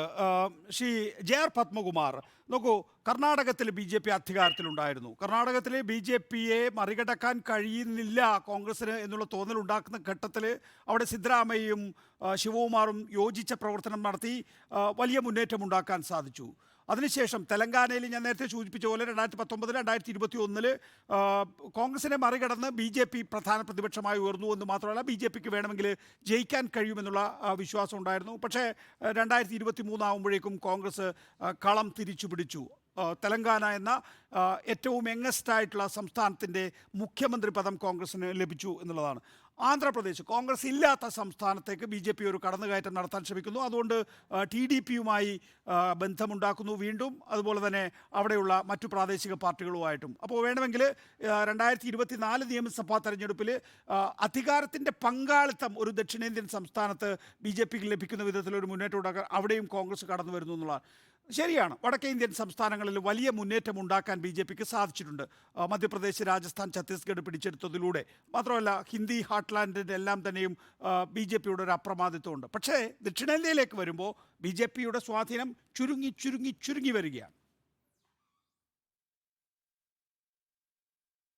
അല്ല, ഇത് തെറ്റായൊരു പ്രചരണമാണ്. ദക്ഷിണേന്ത്യ BJPക്ക് അപ്രാപ്യമാണ്, കോൺഗ്രസിന് എന്തോ വലിയൊരു ഹൈപ്പുണ്ട് എന്നുള്ള രീതിയിൽ മാധ്യമങ്ങളുടെ ഒരു സൃഷ്ടിയാണ്.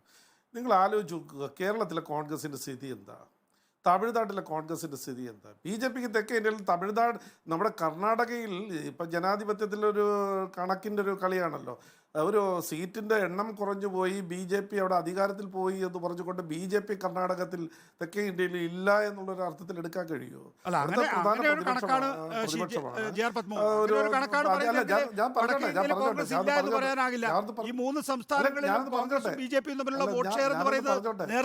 പറഞ്ഞോളൂ, ഞാൻ കൂട്ടിച്ചേർത്തു മാത്രമേ ഉള്ളൂ. അല്ല, ഞാൻ പറഞ്ഞോട്ടെ. ഇപ്പോൾ ഗോവ ഞങ്ങളല്ലേ ഭരിക്കുന്നത്, അല്ലേ? ഞങ്ങളല്ലേ ഭരിക്കുന്നത്. പിന്നെ നമ്മുടെ അല്ല, ആയിക്കോട്ടെ, ഞാൻ ഈ ഇങ്ങോട്ടുള്ള സംസ്ഥാനങ്ങളുടെ പേര് പറഞ്ഞതേ ഉള്ളൂ. കർണാടക ഞങ്ങൾ പ്രധാന പ്രതിപക്ഷമാണ്. കഴിഞ്ഞ 5 വർഷം ഭരിച്ചൊരു പാർട്ടിയാണ്. ഞങ്ങളൊരു അടുത്ത തെരഞ്ഞെടുപ്പിൽ ജയിക്കാൻ കഴിയുമെന്നുള്ളൊരു പാർട്ടിയാണ്. നിങ്ങൾ ഈ ആന്ധ്രയുടെ പ്രശ്നം എന്ന് പറഞ്ഞാൽ ഇപ്പോൾ പുതുതായിട്ട് എന്തോ വലിയൊരു മാറ്റം വന്നിരിക്കുന്നു, ഇവർ വന്നത് കൊണ്ട് എന്തോ മാജിക് കൊണ്ടും ഇവര് തെലുങ്ക് ഒരു പാർട്ടി ഉണ്ടാക്കിയിരുന്നല്ലോ. ഈ വിജയമ്മ എന്ന് പറയുന്ന അദ്ദേഹത്തിന് നമ്മുടെ നേരത്തെ ഉള്ള മുഖ്യമന്ത്രിയുടെ ഭാര്യയും അവരെ ചെയർപേഴ്സൺ ആക്കിക്കൊണ്ടും ഈ ശർമിള പ്രസിഡൻ്റായിട്ടൊരു പാർട്ടി ഉണ്ടാക്കിയല്ലോ. എന്ത് മാറ്റമാണ് അവിടെ ഉണ്ടാക്കിയെടുക്കാൻ കഴിഞ്ഞത്? അവർക്ക് സ്വന്തമായി ജയിക്കാൻ കഴിയില്ലെന്നുള്ളത് കൊണ്ട് കഴിഞ്ഞ തെരഞ്ഞെടുപ്പിൽ കോൺഗ്രസിന് സപ്പോർട്ട് കൊടുക്കുക അല്ലാതെ ആളുകളെ നിർത്തി കോൺഗ്രസിന്റെ സപ്പോർട്ടിൽ വിജയിക്കാനൊന്നും കഴിഞ്ഞിട്ടില്ല. അങ്ങനെയുള്ള ആള് ഇനിയിപ്പോൾ ആന്ധ്രയിൽ ചെന്ന് നിന്നുകൊണ്ട് ഒരു കോൺഗ്രസിന്റെ അംഗത്വം എടുത്തുകൊണ്ട് അവിടെ നിലവിലുള്ള ജഗ്മോഹൻ റെഡ്ഡി അട്ടിമറിക്കും എന്നൊക്കെ നമുക്ക് സങ്കല്പിക്കുന്നതിൽ വിരോധമില്ല. പക്ഷെ അവിടുത്തെ ജനങ്ങളെ സംബന്ധിച്ചിടത്തോളം ആ YSR കുടുംബത്തോട് കോൺഗ്രസ് കാണിച്ച ഇപ്പോഴത്തെ പ്രസന്റ് നേതൃത്വം, സോണിയാഗാന്ധിയും രാഹുൽ ഗാന്ധിയും ഉൾപ്പെടുന്ന നേതൃത്വം അവരോട് കാണിച്ച കാര്യങ്ങൾ വളരെ വ്യക്തമായി അവരുടെ മനസ്സിലുണ്ട്, ആന്ധ്രയിലെ ജനങ്ങളുടെ മനസ്സിലുണ്ട്. അത് പെട്ടെന്ന് മാച്ചു കളയാനൊന്നും പറ്റില്ല. അവിടെ സംബന്ധിച്ചിടത്തോളം നേരത്തെ ഞാൻ സൂചിപ്പിച്ചതുപോലെ ഈ ആന്ധ്രയുടെ അഭിമാനം വീണ്ടെടുക്കുന്നതിന് വേണ്ടി NT രാമറാവു നടത്തിയ ഒരു ജാഥയാണ് അവിടെ മാറ്റങ്ങൾ ഉണ്ടാക്കിയത്. അതുപോലെ തന്നെ ഇപ്പോൾ ഈ കുടുംബത്തോട് കോൺഗ്രസ് കാണിച്ചിട്ടുള്ള കടുക്കൈകൾ അല്ലെങ്കിൽ അവരെ പൊതു സമൂഹത്തിൽ അപമാനിച്ചത് അത് വളരെ വ്യക്തമല്ലേ. അപ്പോൾ അതിന്നും നിലനിൽക്കുന്നുണ്ട്. അതിൻ്റെ പിന്തുടർച്ചക്കാരൻ എന്നുള്ള നിലയിലാണ് നമ്മുടെ ജഗ്മോഹൻ റെഡ്ഡി അവിടെ നേട്ടമുണ്ടാക്കി എടുക്കാൻ കഴിഞ്ഞത്. ഇപ്പോൾ വലിയ രീതിയിൽ ജനപിന്തുണയോട് മുന്നോട്ട് പോയിക്കൊണ്ടിരിക്കുന്നത്. അതുകൊണ്ട് ഈ ശർമിളയുടെ വരവ് വലിയൊരു മാറ്റം ഉണ്ടാക്കി, ഇപ്പോൾ ആന്ധ്രയിലൊരു മാറ്റമുണ്ടാക്കി കോൺഗ്രസിന് ഭരണം ഉണ്ടാക്കി കൊടുക്കാമെന്ന് സങ്കല്പിക്കുന്നതിൽ വിരോധമൊന്നുമില്ല. യാഥാർത്ഥ്യത്തിലേക്ക് വരുമ്പോൾ, പ്രായോഗികമായിട്ട് വരുമ്പോൾ അത് അപ്രസക്തമാണ്. അവരുടെ ഈ വരവ് ഒരു മാറ്റവും അവിടെ ഉണ്ടാക്കാൻ കഴിയില്ല എന്നുള്ളതാണ് നിലപാട്, BJPയുടെ നിലപാട്. ചെറിയ ഇടവേള എടുക്കുകയാണ്. 24 തെരഞ്ഞെടുപ്പിൽ വരാം, ഇടവേളയ്ക്ക് ശേഷം. നേരത്തെ ആന്ധ്രയുടെ കാര്യം അതുപോലെ തന്നെ പഞ്ചാബിന്റെ കാര്യമൊക്കെ പറഞ്ഞു. ഇവിടെ ഇടതു പാർട്ടികൾ, പ്രത്യേകിച്ച് കമ്മ്യൂണിസ്റ്റ് പാർട്ടികൾക്ക് നിർണായകമായ സ്വാധീനമുണ്ടായതാണ്. പിന്നീട് ബംഗാളിൽ, ത്രിപുരയിൽ വലിയ സ്വാധീനം ഉണ്ടായിരുന്നു, പതിറ്റാണ്ടുകൾ ഭരിച്ചു. പക്ഷെ അതെല്ലാം ചോർന്നു പോയിരിക്കുന്നു. തിരിച്ചു വരാൻ കഴിയാത്ത വിധത്തിൽ പാർട്ടി ദുർബലപ്പെട്ടിരിക്കുന്നു.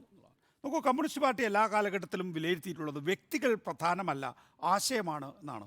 നോക്കൂ, ഇവിടെ നമ്മൾ ഒരു ഐഡിയോളജിയും ഇല്ലാതെ അരവിന്ദ് കെജ്രിവാൾ ഡൽഹി പിടിച്ചെടുത്തു, പിന്നീട് പഞ്ചാബ് പിടിച്ചെടുത്തു. മമതാ ബാനർജി കോൺഗ്രസിൻ്റെ ഐഡിയോളജിയിൽ നിന്നുകൊണ്ട് തന്നെ കോൺഗ്രസിനെ മറികടന്നു. നരേന്ദ്രമോദിയും അമിത്ഷായും BJP എന്ന പാർട്ടിയെ വ്യക്തിപരമായിട്ടുള്ള ഊർജം ഉൾച്ചേർത്തുകൊണ്ട് വളരെയധികം മുന്നോട്ട് കൊണ്ടുപോയി കേവല ഭൂരിപക്ഷത്തിൻ്റെ അപ്പുറത്തേക്ക് BJPയെ കടത്തിക്കഴിഞ്ഞു. രേവന്ത് റെഡ്ഡി എന്ന ആൾ കോൺഗ്രസിനെ എങ്ങനെയാണ് തെലങ്കാനയിൽ മാറ്റം കൊണ്ടുവന്നിരിക്കുന്നത് എന്ന് നമ്മൾ കണ്ടിട്ടുള്ളതാണ്. അർത്ഥത്തിൽ ഈ പരിപാടികൾ തീരുമാനിക്കുന്ന കാര്യത്തിനകത്തും ഇന്ത്യയിലെ ജാതി സമവാക്യങ്ങളൊന്നും പരിഗണിക്കാതെ വർഗ താല്പര്യം എന്ന ഒരു ഇൻ്റർനാഷണൽ ആശയമാണ് യഥാർത്ഥത്തിൽ കമ്മ്യൂണിസ്റ്റ് പാർട്ടി കൊണ്ടുവന്നത്. അതുകൊണ്ട് തന്നെ ഇന്ത്യയിൽ, പ്രത്യേകിച്ച് വടക്കേ ഇന്ത്യൻ സംസ്ഥാനങ്ങളിൽ ഇടപഴകാൻ CPM-നോ അല്ലെങ്കിൽ CPI-ക്കോ സാധിച്ചില്ല എന്ന് നമ്മൾ കണ്ടിട്ടുള്ളതാണ്. ഡോക്ടർ സെബാസ്റ്റ്യൻ പോൾ, പല ചുവരെഴുത്തുകളും വായിക്കാൻ കഴിയാതെ പോയോ ഇടതു പാർട്ടികൾക്ക്?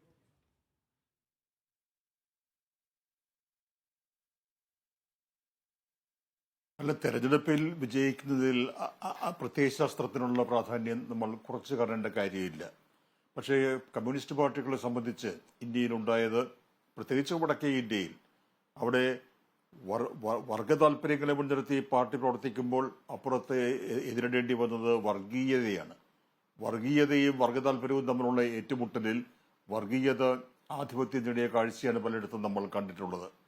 ഇവിടെ പല സംസ്ഥാനങ്ങളിലും കേരളത്തിൽ ഇന്ന് കാണുന്നതിനേക്കാൾ ശക്തി അന്ന് പാർട്ടിക്കുണ്ടായിരുന്നു. അത് മധ്യപ്രദേശിൽ അങ്ങനെയായിരുന്നു, ബീഹാറിൽ അങ്ങനെയായിരുന്നു, പലയിടത്തും. തെലങ്കാന എന്ന് പറയുമ്പോൾ കമ്മ്യൂണിസ്റ്റ് പാർട്ടിയുടെ ചരിത്രത്തിലെ ഒരു പ്രധാനപ്പെട്ട പേര് തന്നെയല്ലേ തെലങ്കാന. സായുധ വിപ്ലവത്തെക്കുറിച്ചൊക്കെ ആലോചിച്ച പ്രദേശമാണത്. അങ്ങനെ അവിടെ നിന്നെല്ലാം പാർട്ടി ഏതാണ്ട് തുടച്ചു നീക്കപ്പെട്ട അവസ്ഥയുണ്ടായി. ഒടുവിൽ ബംഗാളും കേരളവും ത്രിപുരയും എന്ന അവസ്ഥയിലേക്ക് ഒതുങ്ങി. ബംഗാളിൽ എന്ത് സംഭവിച്ചു എന്ന് നമുക്കറിയാം, ത്രിപുരയിൽ എന്ത് സംഭവിച്ചു എന്ന് നമുക്കറിയാം.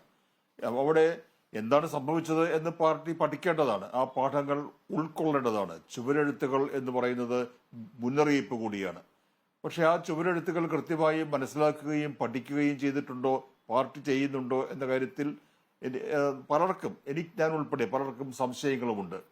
അങ്ങനെ വരുമ്പോൾ നമ്മൾ ഈ തെരഞ്ഞെടുപ്പിനെ കുറിച്ചൊക്കെ ചർച്ച ചെയ്യുമ്പോഴെല്ലാം കമ്മ്യൂണിസ്റ്റ് പാർട്ടിക്ക് എന്ത് സംഭവിച്ചു എന്ന് ചോദിക്കുമ്പോൾ പ്രത്യയശാസ്ത്രം പാർട്ടിയുടെ ശക്തിയും കരുത്തുമാണ്.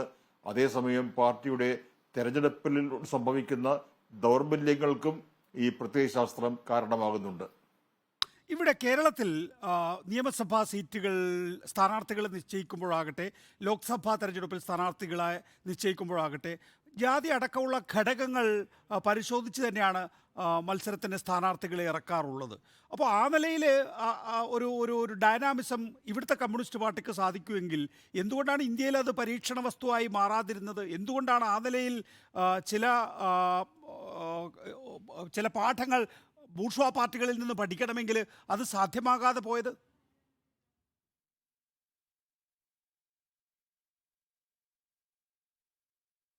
എനിക്ക് തോന്നുന്നത് കേരളത്തിൻ്റെതായ ചില പ്രത്യേകതകൾ അക്കാര്യത്തിലുണ്ട്.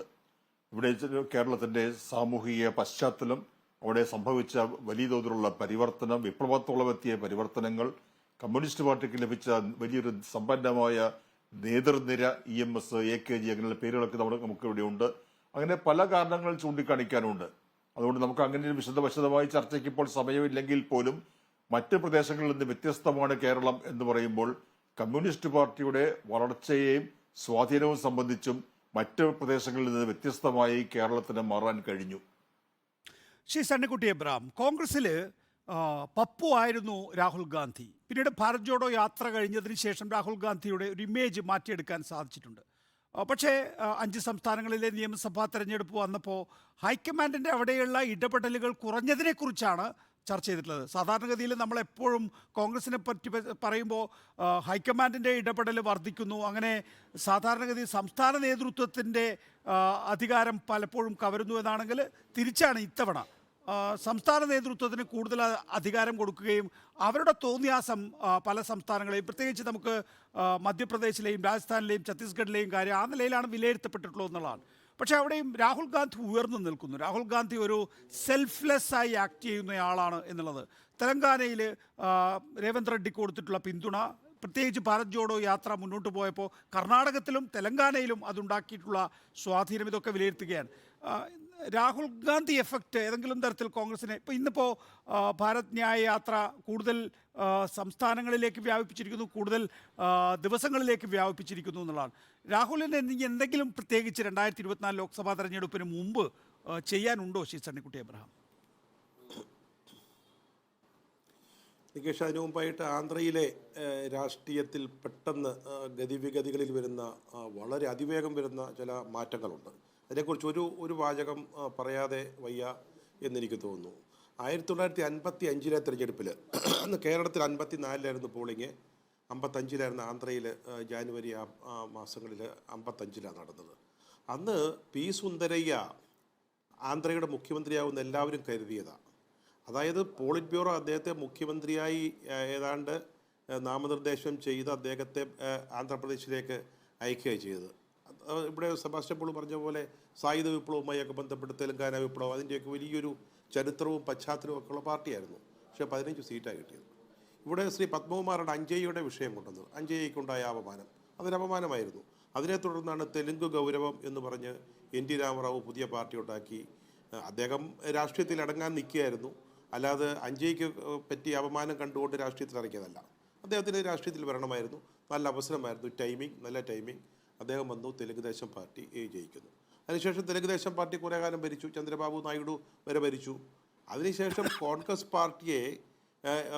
പാർട്ടി ആന്ധ്രാപ്രദേശ് സ്വീപ്പ് ചെയ്തത് YSRൻ്റെ കാലത്താണ്. ഈ അഞ്ജയ്യയ്ക്കൊക്കെ ഉണ്ടായ അപമാനത്തിന് ശേഷമാണ് YSR അവിടെ സ്വീപ്പ് ചെയ്യുന്നു. ഇപ്പോൾ അതിനുശേഷം YSRൻ്റെ ഫാമിലിക്ക് ചില അപമാനങ്ങളുണ്ടായി. പക്ഷേ അത് അഞ്ജയ്യെ കൊണ്ടതിനേക്കാൾ വലിയ അപമാനമാണെന്ന് എനിക്ക് തോന്നുന്നില്ല. അപ്പോൾ ഇതൊക്കെ വൈകാരികമായിട്ട് ചില തെരഞ്ഞെടുപ്പുകളിൽ വൈകാരികമായ ചില അംശങ്ങൾ കേരളത്തിൽ പോലും സംഭവിച്ചിട്ടില്ല. നമുക്കറിയാം 64 കേരള കോൺഗ്രസ് ഉണ്ടാകുന്നു. കേരളം വളരെ വ്യത്യസ്തമായൊരു സംസ്ഥാനമാണ്.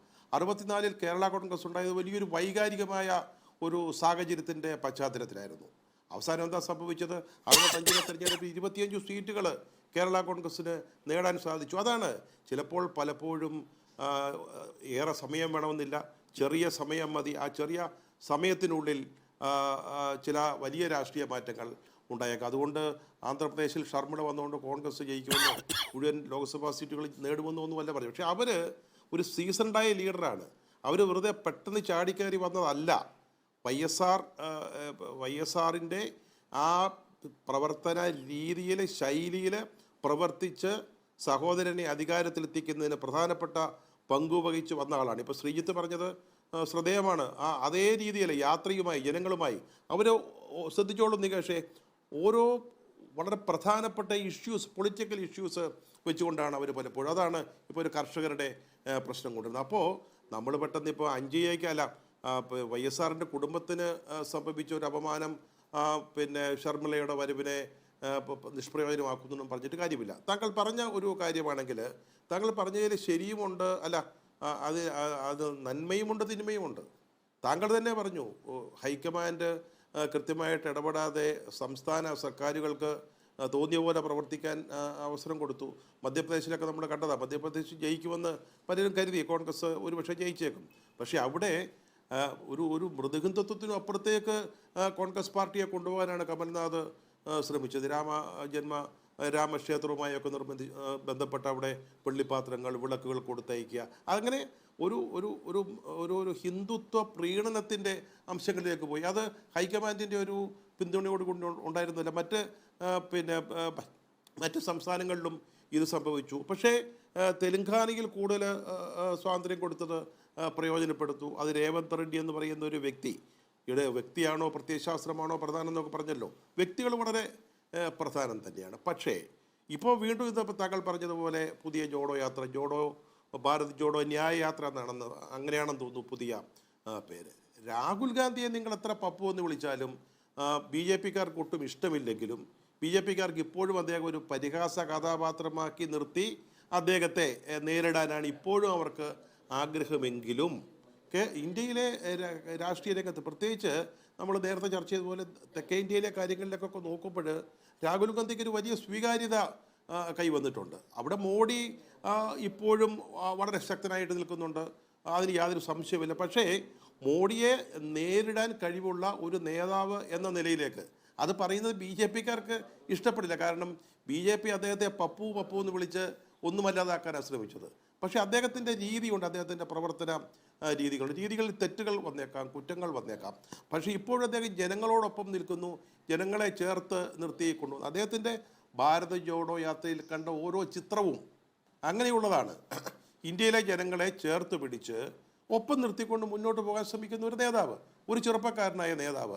അദ്ദേഹത്തിന് ഇന്ത്യയുടെ സാമ്പത്തിക സ്ഥിതിയെക്കുറിച്ച് വ്യക്തമായ കാഴ്ചപ്പാടുണ്ട്, ഇവിടുത്തെ സാമൂഹിക ചുറ്റുപാടുകളെക്കുറിച്ച് വ്യക്തമായ ധാരണയുണ്ട്, ഇന്ത്യയിൽ പുലരേണ്ട സെക്യുലറിസം അല്ലെ മതനിരപേക്ഷതയെക്കുറിച്ച് അദ്ദേഹത്തിന് വളരെ വ്യക്തമായ ഒരു കാഴ്ചപ്പാടുണ്ട്. പക്ഷേ അത് തീർച്ചയായും BJP മുന്നോട്ട് വയ്ക്കുന്ന രാഷ്ട്രീയത്തിനും പ്രത്യയശാസ്ത്രങ്ങൾക്കും എതിരാണ്. അത് കൂടുതൽ സ്വീകാര്യത കിട്ടുമ്പോൾ അത് സ്വാഭാവികമായും അത് ഇന്ത്യൻ രാഷ്ട്രീയത്തിൽ അദ്ദേഹത്തിൻ്റെ പ്രാധാന്യം, അദ്ദേഹത്തിൻ്റെ സ്വാധീനം എന്താണെന്നുള്ളത് തെളിയിക്കുമെന്നാണ്. വളരെ നന്ദി ശ്രീ സണ്ണിക്കുട്ടി അബ്രഹാം. ഒപ്പം തന്നെ Mathew Antony, all India professional കോൺഗ്രസിന്റെ പ്രതിനിധി, അഡ്വക്കേറ്റ് സെബാസ്റ്റ്യൻ പോൾ, ഇടത് സഹയാത്രൻ, JR പത്മകുമാർ BJP നേതാവ്, ഒപ്പം തന്നെ ശ്രീജിത്ത് ബാലകൃഷ്ണൻ മാധ്യമപ്രവർത്തകൻ സഹകരിച്ചതിന് നന്ദി.